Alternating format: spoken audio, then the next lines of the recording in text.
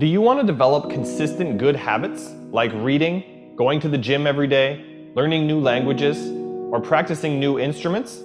Or do you want to kick bad habits like eating unhealthy food, biting your nails, watching too much TV? That you thought it was almost impossible to achieve? I've had those dreams. And while not every dream has become a reality, along the way I learned a powerful approach of picturing that has helped me achieve most. Since that day, I've had other dreams, other big dreams. And in each case, I would picture where I wanted to be, and I would visualize what I would be doing and who I would be doing with when I got there. As the saying goes, you can't make a basket if you never take the shot.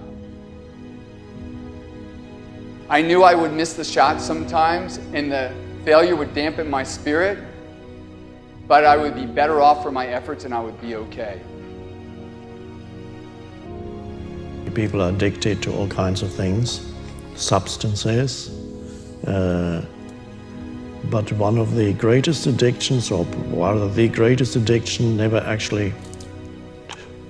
you never read about it in the papers, because the people who are addicted to it don't know it. It's the addiction to thinking. It's actually addictive.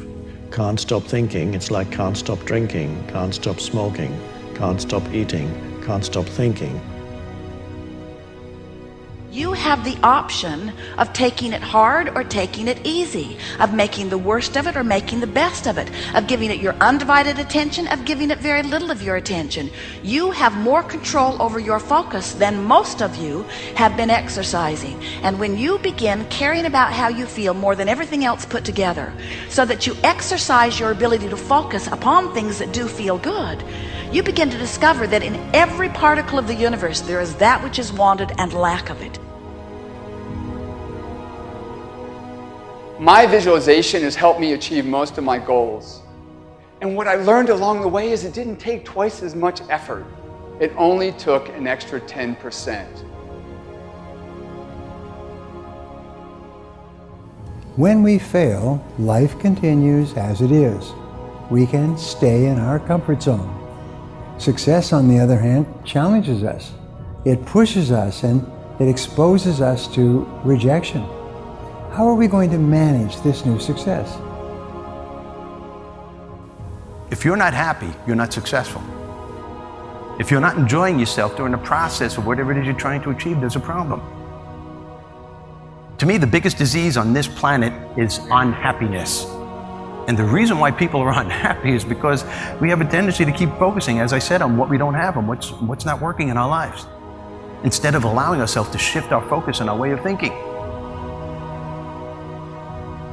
People always want to be like, follow your dreams, follow your dreams, follow your dreams. My dream was always to be a rap artist, right? But I had to get a job. So I had to focus on my job. And then I made money to follow my dream. One of the main reasons that people don't get what they want is because they don't actually figure out what it is. And the probability that you're going to get what would be good for you, let's say, which would even be better than what you want, right? Because, you might be wrong about what you want easily. But maybe you could get what would really be good for you. You have the freedom to think anything you want. You were born extremely confident. You came into this world knowing how wonderful you are. So choose new thoughts to think about yourself, and choose new words to tell yourself how magnificent you are and that you deserve all the good that life has to offer. First thing in the morning and last thing in the evening, I want you to look into your eyes and say, I love you. I really love you.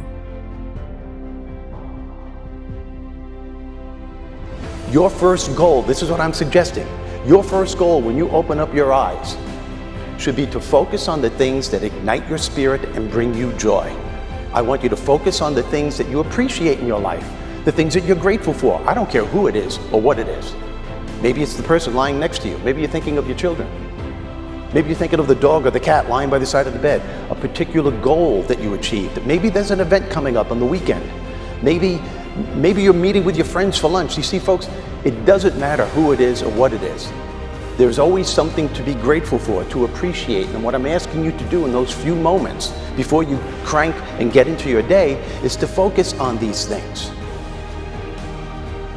Then why am I asking you to do this? Because an attitude of gratitude simply makes you feel good. And feeling good is the fuel that drives motivation. We've all made wrong choices and done things that we knew were not the best. It's one thing when other people do us wrong. We had a bad break. It wasn't our fault. We can have faith that God will restore. He'll pay us back. But when we bring the trouble on ourselves, when we blow it, it's easy to live in regrets, thinking that God's not going to help us. We made the mess. But here's the beauty. God knew you would mess up before He called you. He knew we would get off course, at times give in to temptation. He didn't base His plan for your life on you making perfect decisions.